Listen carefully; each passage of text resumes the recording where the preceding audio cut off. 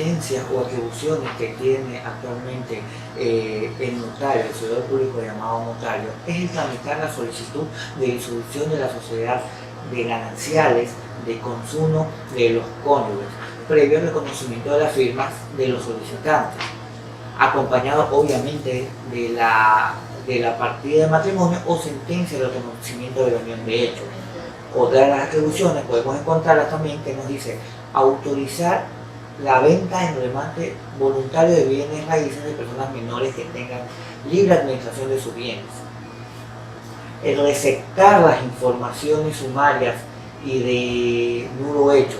La información sumaria siempre fue un tema investigativo para resolver casos de urgencia, para evitar, por ejemplo, que se pierda cierta documentación que pueda servir como prueba, para evitar ocultamientos de bienes.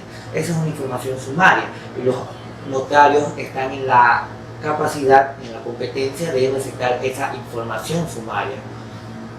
Sentar razón probatoria de la negativa de recepción de documentos o de pagos de tributos por parte de los funcionarios públicos o agentes de recepción. Esta facultad es muy importante. Cabe recalcar que aquí nos dice sentar razón probatoria. Se reconoce la importancia de la fe notarial, dándole a esta la calidad de prueba plena. Es muy importante el numeral 16, sentar razón probatoria.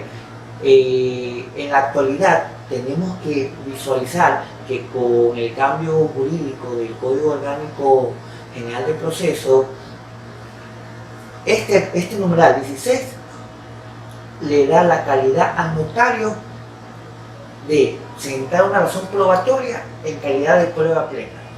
Muy importante. Protocolizar las capitulaciones matrimoniales, inventarios solemnes, poderes especiales, revocatorias de poderes que los comerciantes otorgan a sus factores y dependientes para administrar negocios. También tenemos que practicar mediante diligencia notarial requerimientos para el cumplimiento de la promesa de contrato. De registrarse alguna controversia en este aspecto, el notario se abstendrá de seguir tramitando la petición respectiva y enviará copia auténtica de todo lo optado a la oficina de sorteos del cantón de su ejercicio. El numeral 19 nos indica el proceder a la apertura y publicación de los testamentos cerrados. El notario tiene la capacidad de proceder a aperturar y publicar estos testamentos, es decir, una persona, un ciudadano, puede acudir ante un notario con un testamento totalmente cerrado y él, con su poder que le otorga el Estado y la ley notarial, tendrá la capacidad para exhibirlo, obviamente posterior a la publicación en la prensa de la fecha y hora que se señale para tal propósito. Obviamente, esta diligencia notarial también puede haber oposición. Si existe oposición, el notario tendrá que seguir los lineamientos y procedimientos adecuados que nos indica tanto la ley notarial como el Código Orgánico General de Proceso. De no presentar su oposición, el notario procederá a efectuar el reconocimiento de firmas y rúbricas de los testigos instrumentales. El numeral 20 nos indica que será también facultad del notario proceder al registro de firmas de funcionarios y representantes de personas jurídicas, autorizar actos de amojonamiento y deslinde en sectores rurales a petición de parte. Para esto también tendrá que acudir a peritos especializados, tendrán que ir todas las partes interesadas. Obviamente, si no hay oposición, realizará el procedimiento normal y elevará esto al protocolo correspondiente y enviará a la entidad que corresponda para el catastro respectivo. Tramitar divorcios de mutuo consentimiento únicamente en los casos en que los cónyuges tengan hijos menores de edad, que no tengan hijos menores de edad o bajo su dependencia. 23.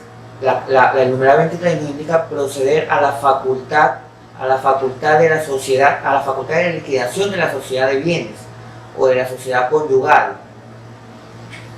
autorizar a la emancipación voluntaria del hijo adulto, conforme a lo previsto en el artículo 309 del Código Civil. También el tramitar la declaración de interdicción para administrar los bienes de una persona declarada reo por sentencia ejecutoriada en el ámbito penal. Solemnizar la declaración de los convivientes sobre la existencia de la unión de hecho. Declarar la extinción de usufructo previa a la justificación instrumental correspondiente.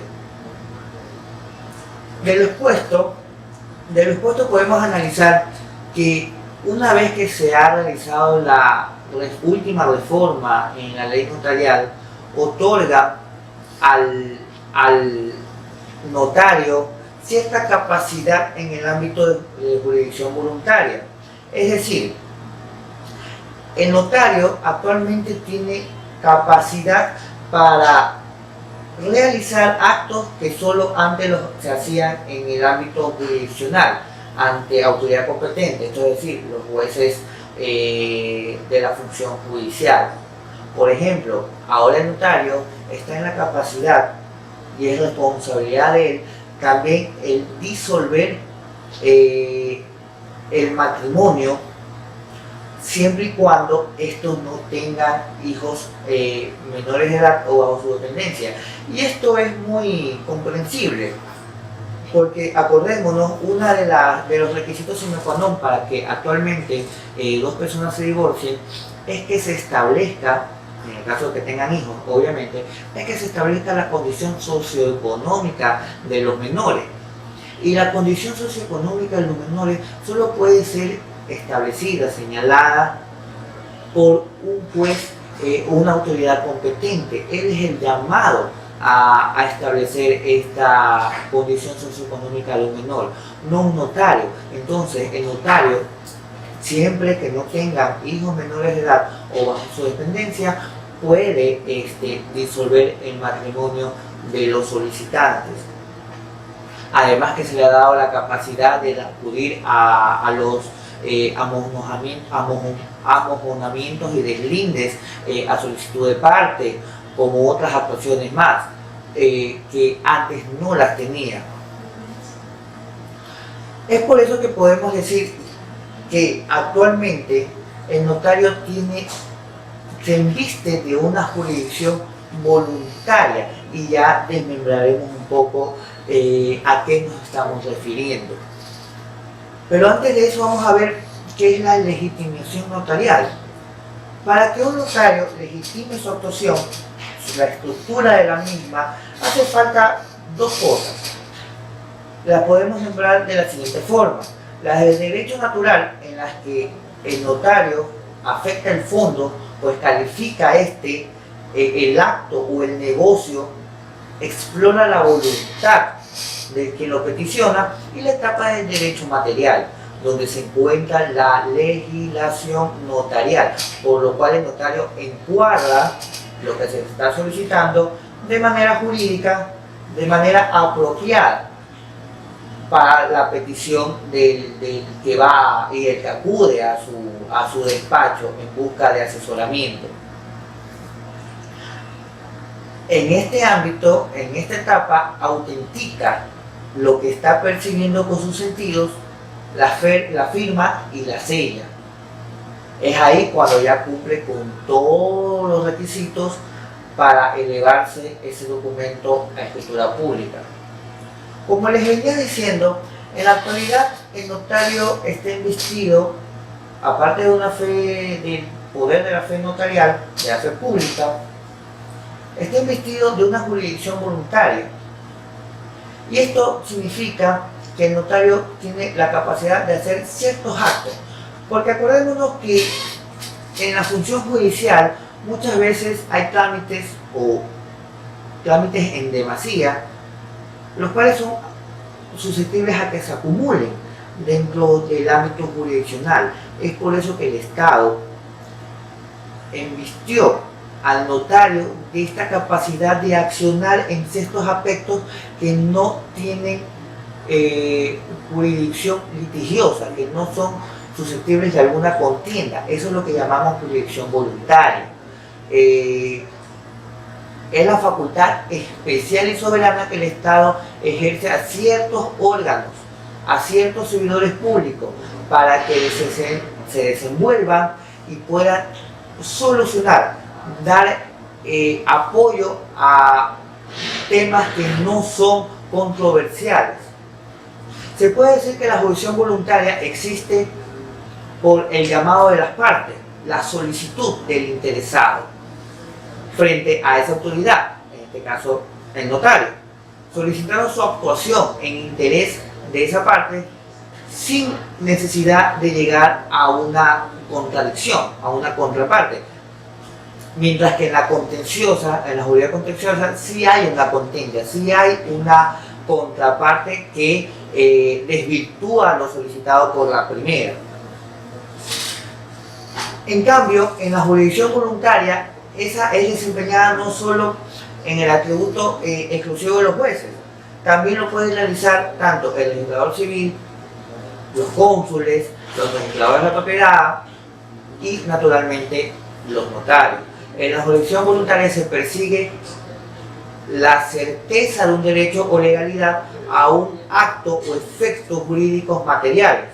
Se actúa para dar formalidad que la ley está exigiendo para ciertos actos.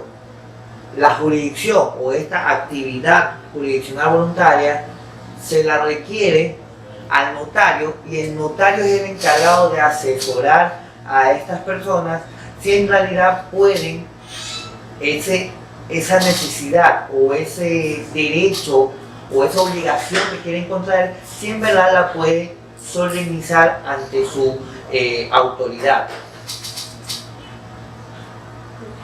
Es así como hemos venido diciendo actualmente que el divorcio era únicamente competencia de la función judicial, de las autoridades competentes llamadas jueces.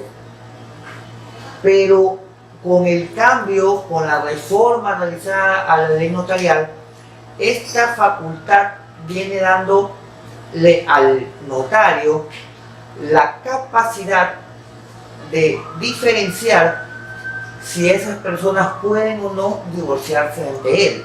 Esto descongestiona en demasía el órgano jurisdiccional, puesto que estas personas ya no acudirían ante un juez desembocando en acumulación de procesos, sino que simplemente si no tienen hijos menores de edad o bajo dependencia, pueden rápidamente acudir ante un notario, divorciarse ante él y el notario realizará el procedimiento que así le determina el ámbito de su aplicación. Con todo esto, ¿qué podemos decir? Que la jurisdicción voluntaria, o llamados asuntos no contenciosos, por su naturaleza son que no implican administración de justicia, los titulares tienen preparación jurídica, se resuelven sin contradicción, satisfacen una necesidad social, no pertenece al ámbito judicial, es de suma confianza, implica una actividad de ejercicio de la fe pública que otorga una actividad cautelar de control de legalidad y plena autenticidad con imparcialidad. Autoriza con un documento de máxima eficacia probatoria, además de ejercer una autoridad jurídica de principios de inmediación y protocolo. La actuación del notario empieza en el momento que solicitan las partes su intervención, en la que acuden a su despacho, a su notaría, y le plantean el problema o la obligación que quieren contraer. Desde ahí, su facultad queda establecida en el ámbito de la jurisdicción voluntaria. Es por eso que esta facultad no es inconstitucional, más bien es constitucional, se encuentra establecida en nuestra norma suprema. Las facultades de jurisdicción voluntaria encomendadas al notario ecuatoriano dan eficacia jurídica para que estos asuntos se descentralicen del órgano jurisdiccional. Se busca que estos problemas no contenciosos evoquen por una vía sumamente más rápida que el notario está llamado de realizarlos. Estamos hablando que el notario tiene jurisdicción voluntaria, vimos la competencia, el ámbito de aplicación de la misma del notario en el artículo 38, y hemos visto el concepto de notario en la actualidad, y que el notario es un servidor público. Pero en sí, ¿cuál es la misión del notario actualmente? Muy aparte de lo que hemos hablado. El notario es el servidor público encargado de no solo encuadrar, de dar el molde jurídico a los actos u obligaciones que se despachen en su ámbito de aplicación, sino que es el encargado de asesorar a estas personas, de indicarles cuál es el camino más idóneo para el que ellas pueden establecer esa obligación que es necesaria para ellas. Es por eso que es necesario que el notario perciba con sus sentidos lo que está a punto de autenticar, de solemnizar. Y en esto quiero plantear un ejemplo muy claro. Hemos hablado que dentro de las competencias del notario o las instituciones, y la principal es el dar fe pública de los actos que se realicen en el ámbito de su aplicación. Sin embargo, hay un caso que les quiero comentar que es necesario que lo visualicemos en este momento porque es pertinente. Resulta ser que en el año 2000 dos personas casadas, dos cónyuges, acuden a una institución pública para adquirir un préstamo hipotecario, el cual es otorgado. Este préstamo hipotecario, una vez que es otorgado, es autorizado para que se realice la compraventa del bien y obviamente por consiguiente se debe a escritura pública.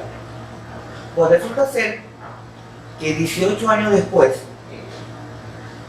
estas personas, habiendo ya cancelado su crédito hipotecario, acuden a la institución financiera para que la misma autorice la cancelación del gravamen, la cancelación de la hipoteca. Una vez que la institución financiera realiza la revisión de los documentos en sus archivos, se da cuenta de que hay un error sustancial dentro del procedimiento que se hizo hace 18 años. Resulta ser que esa escritura pública jamás fue solemnizada de manera correcta, puesto que en la misma constaba solo la firma del notario y la firma de los compradores. Jamás fue suscrita ni por el comprador ni por el acreedor hipotecario de buena fe, que era la institución pública, que por obvias razones me reservo el derecho de mencionar los nombres de los intervinientes. Pues resulta ser que esa escritura por 18 años fue cerrada, fue solemnizada y fue inscrita en el registro de propiedad sin la firma correspondiente de los intervinientes en ese acto. Obviamente la institución pública le negó la posibilidad de levantar o cancelar ese gravamen, esa hipoteca abierta, porque la hipoteca abierta nunca fue creada, no existe.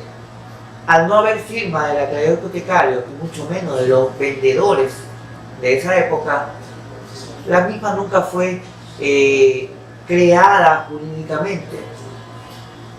Las personas que se creen perjudicadas en este caso que les estoy contando, interpusieron su acción correspondiente en el ámbito judicial ante un juez de lo civil, y él mismo se despachó y se realizaron y se realizó todo el debido proceso dentro de ese juicio y se le indicó a la autoridad competente que en efecto el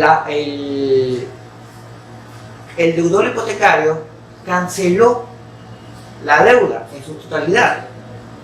Eso no lo niega la institución pública, la que otorgó el crédito. Sin embargo, la institución pública le deja en claro a la autoridad competente que es incapaz de cancelar o levantar un gravamen que nunca fue creado, que sin embargo existe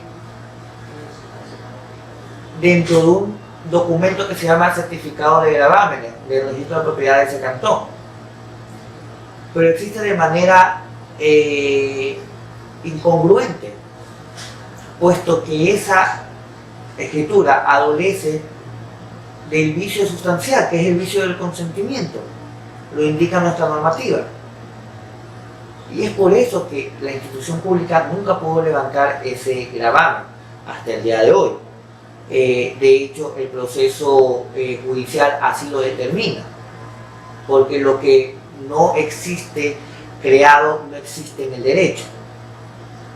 Sin embargo, este ejemplo nos deja muy en claro la negligencia que pueden cometer ciertos servidores públicos, en este caso el notario que cerró esa escritura, puesto que ustedes, colegas, estamos de acuerdo en que una escritura pública, para empezar, en su primera página lo que indica es: ante mí, el notario, los intervinientes conocedores e instruidos del tema.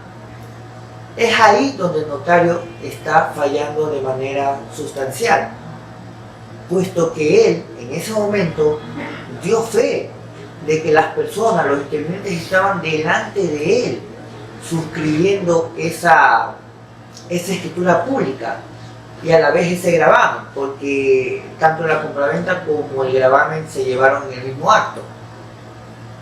¿Y cómo es posible que 18 años después la misma escritura aparezca sin firma de los vendedores y del acreedor hipotecario?